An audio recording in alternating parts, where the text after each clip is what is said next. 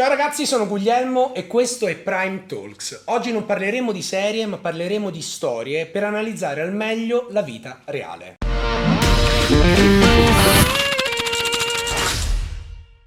Di cosa parliamo quando parliamo di amore? Specialmente quando questo sentimento tira fuori, diciamo, il peggio di noi. Ora, per fare questa chiacchiera avremo bisogno di due cose fondamentali. La prima è una serie che tiri fuori, che abbia come protagonista una ragazza sporca, perversa, arrabbiata e incasinata. Sto parlando di Fleabag. La seconda invece è un esperto. In questo caso abbiamo una scrittrice, un avvocato divorzista e l'autrice di Ultraviolet, la posta del cuore più famosa al momento sul web. Sto parlando di Esther Viola. Benvenuta. Ciao Guglielmo. Ciao Esther. Allora, faccio subito, mentre ti metti comoda agli onori di casa, questa qui è tua. Grazie. È proprio col tuo nome, brandizzatissima. Vuoi caffè?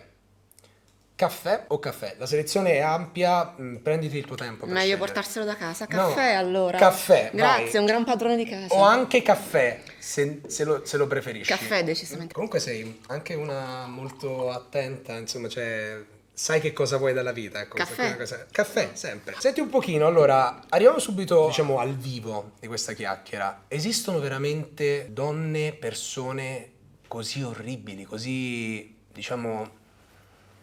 Aiutami Sì, a sì. definire questo Sì, gesto. Un po' tutti, Sì. Guglielmo, con questo gesto. Sì, la risposta è sì, ma non tutto il tempo. Fleabag è forse la protagonista di serie TV più orribile da quando esistono le serie TV. Riesce a mandare all'aria con un talento stratosferico tutto. Famiglia, amore, lavoro, cioè se si può chiamare lavoro quello che fa, ha una specie di piccolo Sì, bar a tugurio. tema. Tugurio. Chi è Fleabag?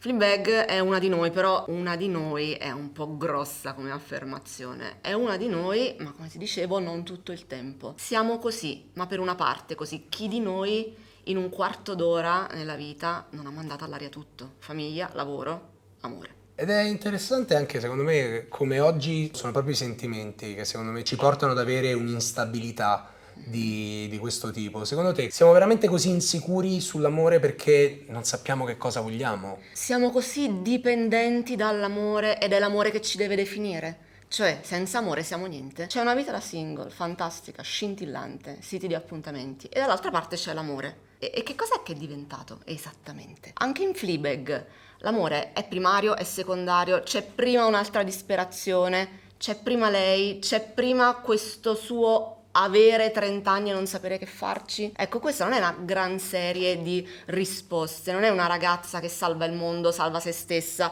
salva qualcosa, non salva niente Fleabag, ma l'amore c'entra. Ultimamente stavo vedendo questa serie proprio con mia madre e ho scoperto che lei, nonostante abbia l'abbonamento Amazon Prime, non sa che con quello può vedere Prime Video. Che, sì, Lei ha aperto un mondo. Mia madre ha 50 anni, non è che stiamo parlando di una donna che tiri fuori da un sarcofago e le dici benvenuta nel 2019, cioè sono proprio le basi. Da lì lei è impazzita e vabbè, continua a guardare le serie, che è una delle sue cose, diciamo, forse l'unico suo pregio, però al di là di quello è una donna che a volte spesso mi ricorda molto La matrigna? La matrigna. Davvero? Mia mamma è quella che col sorriso ti fa capire in 2 secondi se una persona le piace, non le piace, la vorrebbe vedere infilata sotto l'intonaco delle pareti, Davvero? ma in maniera molto molto di classe. Tipo una curva della bocca sorride in un modo o in un altro? No, tipo, che carino che è. E tu hai detto, ok, perfetto, non lo porterò mai più a casa.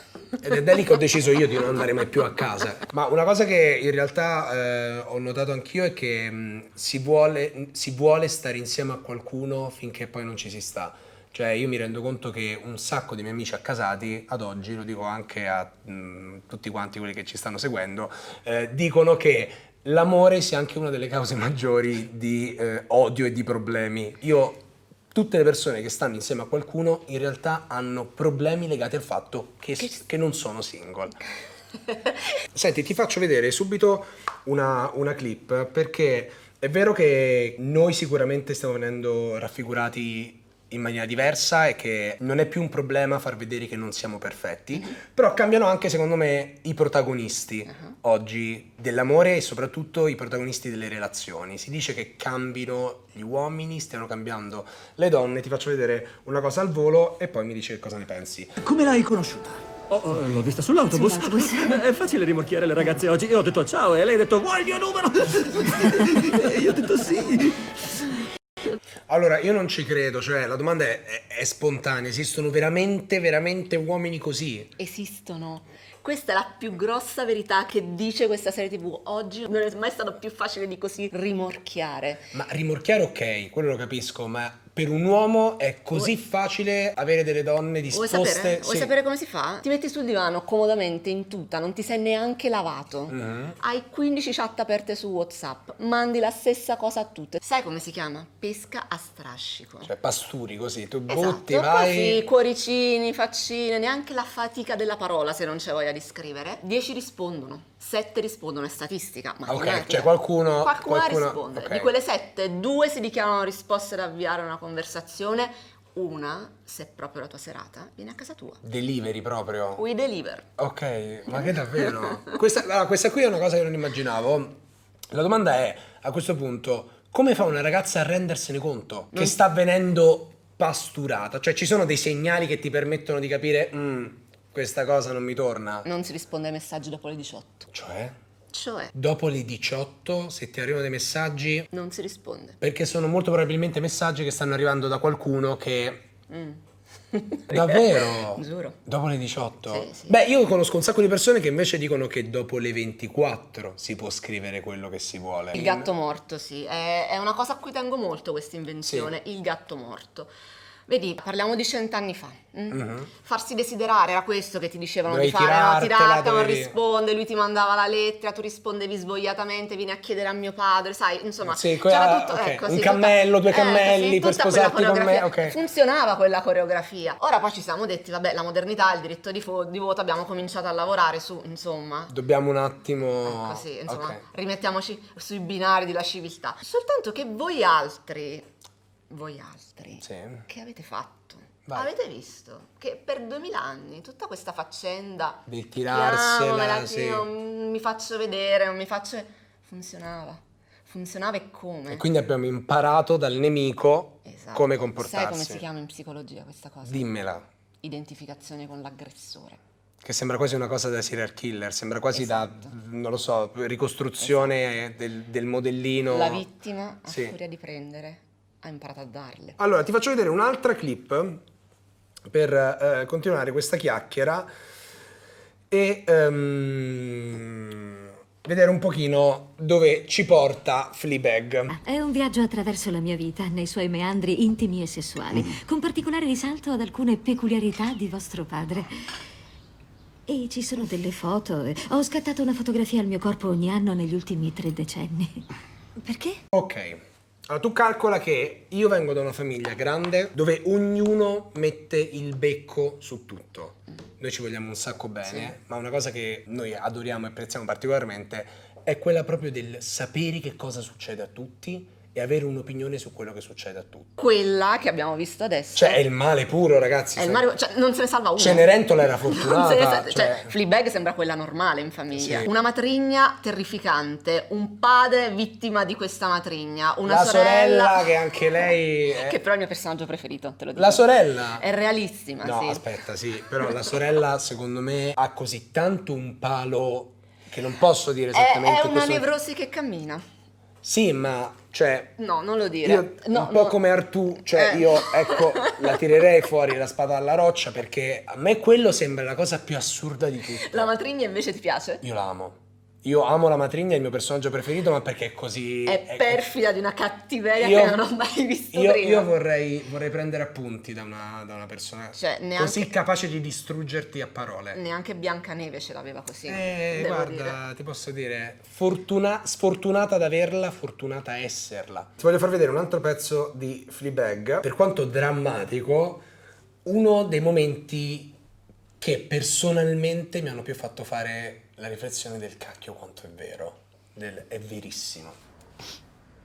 E penso che non ci sia niente di peggio di qualcuno che non vuole scopare con me. Mi faccio qualsiasi cosa. Allora, 30 io- anni ed è la fine del mondo. Io non so nemmeno da dove iniziare, perché lei dice un insieme di cose che secondo me sono una più vera dell'altra, o almeno che mi parlano un sacco.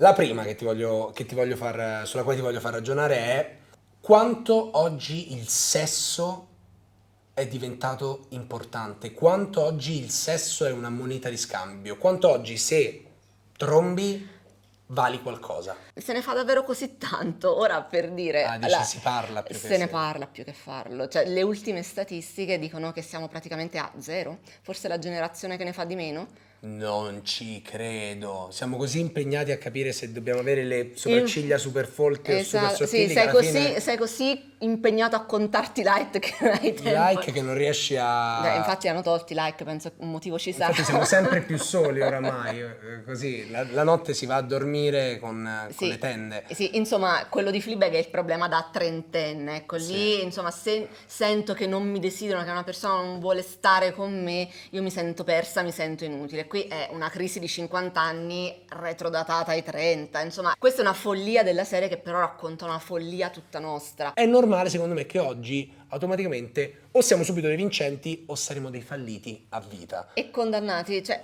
lei a 30 anni sente di aver fallito tutto. A 30 anni devi ancora cominciare, intendiamoci, è adesso che ti fanno credere che a 18 devi aver realizzato qualcosa. Si va a scuola, si studia, ci vogliono 10 anni più o meno per professionalizzarti, per fare qualche cosa di funzionante nella vita. Di meno no, di meno non è possibile. Sì. Cioè, quindi cosa mi piange a 30 anni? Io invece ecco, in questo mi vedo tantissimo e secondo me è anche uno dei motivi per cui adesso faremo un piccolo giochetto, ok? Che è anche una delle cose che preferisco in assoluto di questa chiacchiera. L'insoddisfazione, secondo me, porta nel momento in cui si vuole qualcosa a essere disposti a fare qualsiasi azione. Se tu sei tanto triste e nella vita cerchi l'amore, appena lo troverai fare qualsiasi cosa pur di averlo. Qualsiasi cosa in positivo, ma anche qualsiasi cosa in negativo, ok? Sì, l'amore a un certo punto chiede il peggio da te e lo ottiene. Questa Esatto. normalmente sì, è la prerogativa. Abbiamo parlato di storie nella vita reale, adesso parliamo di stories e della vita reale. Abbiamo fatto a chi ci segue una domanda chiedendo di farci sapere qual è la cosa più brutta che hanno fatto per amore. Prima ancora di leggere quello che ci è arrivato, invito voi che ci state guardando in questo momento a farci sapere qua sotto nei commenti qual è la cosa più brutta o la cosa peggiore, più losca che avete fatto per amore e iscrivervi a questo canale mettendo un pollice in su se vi sta piacendo questa puntata. Detto ciò, rullo di tamburi, io prendo lui, il mio telefono, scusate, ho bisogno dei miei occhiali per leggere meglio. Ah, belli. Sono gli occhiali della verità questi Arrivano qui. anche i mini pony adesso. Esatto, il problema è che temo che non leggerò roba abbastanza tranquilla. Hai messo la cintura di sicurezza? Guarda, sì. Allora, qui partiamo soft. Abbiamo un tagliarmi i capelli. Questo qui è un must, è un evergreen. Questa è notevole, questa è notevole. Per amore ci si taglia i capelli. Sì, pure per disperazione ci si taglia i capelli. Gli ho messo tutte le sue cose fuori dalla porta di casa, poi le ho riportate dentro. Cioè, qui abbiamo il profilo praticamente di una che in quel momento ha rosicato, lo voleva fuori dalla sua vita, poi si è pentita. No, aiuto! E me la immagino, capito, abilissima nei traslochi. Il zucchero nella benzina c'è. Ho investito in macchina il mio ex, mai sfidare una donna incazzata nera. Ah, bello, questo è nel penale, è interessante. No, spiegami tu perché ti è mai capitata roba, diciamo... No, di vederla in tribunale sì, Bella però nel tosta. senso questo insomma io il massimo della cattiveria ascoltata ma non fatta è zucchero nel serbatoio della benzina. Girato l'angolo con la ragazza che mi piaceva, l'ho baciata e il mio ragazzo mi aspettava dietro l'angolo.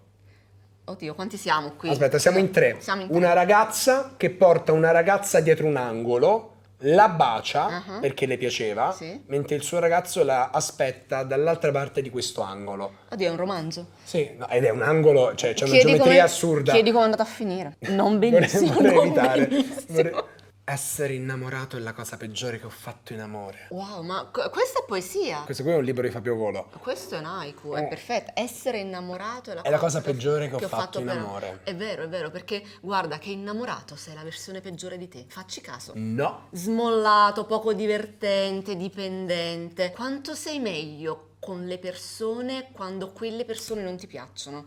Dimmi la verità.